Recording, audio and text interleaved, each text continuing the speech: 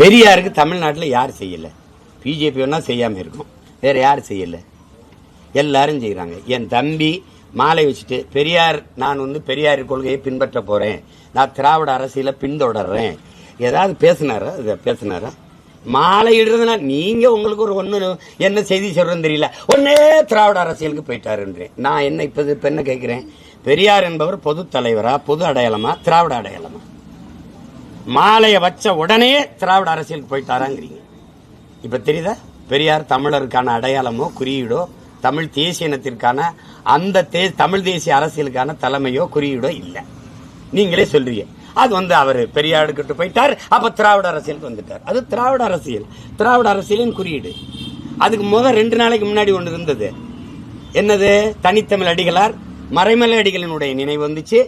தமிழ் தென்றல், அது தனித்தமிழ் அடிகள், இவர் தமிழ் தென்றல் தெரிவிக்கா, அவருடைய நினைவு வந்துச்சு. அதுக்கு இவ்வளவு பரபரப்போ மரியாதையோ இல்லை.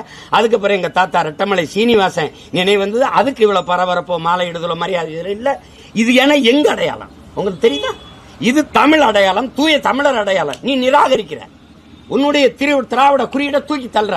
அதை ஒரு தடவை என் தம்பி சொல்றாரான்னு பாருங்க.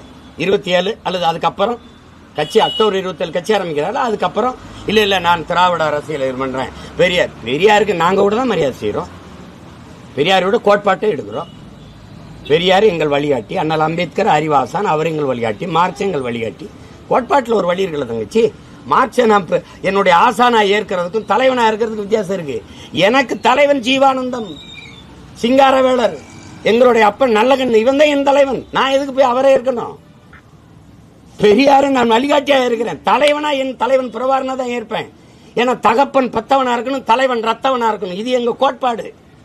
ஆனால் அம்பேத்கரை நான் ஆசானா ஏற்கிறேன், வழிகாட்டியா ஏற்கிறேன், அறிவு ஆசானா ஏற்கிறேன். ஆனால் தலைவனா என் பாட்டன் அயோத்திதாசனி, என் தாத்தன் ரெட்டமலை சீனிவாசனி, MC ராஜாவையும் தான் நான் ஏற்பேன்.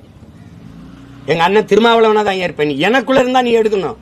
நீ அங்க போய் கூட்டிக்கிட்டாதான் தங்க இதெல்லாம் தகப்பனையும் தலைவனையும் கடன் வாங்க முடியாது தங்கச்சி. அது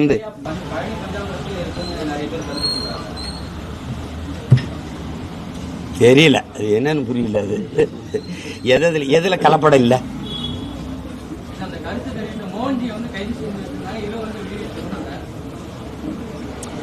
அது ஒரு கருத்து தான், அது இல்ல நிரூபிக்க வேண்டியதானே. அது இல்ல, திடீர்னு பாருங்க எலி கிடந்துச்சுன்றாங்க, திடீர்னு கரப்பாம்பூச்சி இருந்துச்சுன்றாங்க. நமக்கு இதுல சந்தேகம் வருது. இதுல நீங்க ரேஷன் அரிசியிலே செறிவூட்டப்பட்ட அரிசியை கலந்தீங்க, அது கலப்படம் தானே. நீங்க கொண்டாந்து எங்களுக்கு பொங்கல் கொடுத்த வெள்ளத்துல பூச்சி இருந்துச்சு, அரட்டல பள்ளியெல்லாம் செத்து கிடந்துச்சு, உருகி ஓடிச்சு. நீங்க எப்படி பார்த்தாலும் உருகித்தானே பொங்க வைப்பிய. நாங்க உங்களுக்கு உருகி வசதியா கொடுக்குறோன்னு நீங்க. அது மாதிரி எந்த பிரச்சனையாகணும், எது மக்களுக்கு முக்கியமான பிரச்சனைன்னு பார்க்கணும் தம்பி. நாட்டுக்கு மக்களுக்கும் இந்த ஆட்சியாளர்களால் எவ்வளவு பிரச்சனைன்னு யோசிங்க. அதை மறைக்கிறதுக்கு இதை எடுத்துக்கிறது. இங்க தமிழ்நாடு அரசு இந்த விஷ்ணுன்னு ஒருத்தரை பிடிச்சிக்கிட்டு ஒரு வாரம் ஓட்டி அந்த பிரச்சனையை பூரா தீர்ப்பிச்சு. அது மாதிரி இப்ப லட்டு ஒரு நொடியில தீர்க்கலாம். அந்த பிரச்சனையை தீர்த்துட்டு அடுத்து என்ன விடுங்க அப்படின்னு போக வேண்டியது என்ன. அது அவ்வளவு பெரிய தம்பி கார்த்திக்கிட்ட அந்த நெறியாளர் கேட்டிருக்க கூடாது. அவர் எவ்வளவு நாகரிகமா பதில் சொல்றாரு. அது சென்சிட்டிவ் இஷ்யூ, அது உணர்வுபூர்வமான சிக்கல், அதை தவிருங்கன்னு சொல்லும்போது அந்த அம்மா மறுபடியும் விட்டுருக்கணும். திருப்பி லட்டு வேணாமான்னு அவர் வேணான்றார். அவ்வளவுதான். அவர் ஒன்னும் யாரையும் காயப்படுத்தணும். நீங்க பேச்ச கேளுங்க, யாரையும் காயப்படுத்துற மாதிரி இருக்குதான்னு பாருங்க. அதுக்கு போய் கோவப்படுறது அர்த்தம். இந்த தம்பி மேலேயும் தப்பு இல்லை. பவன் அது இதுக்கெல்லாம் கோவப்பட வேண்டியது இல்லை. வேற ஏதாவது இருக்கா?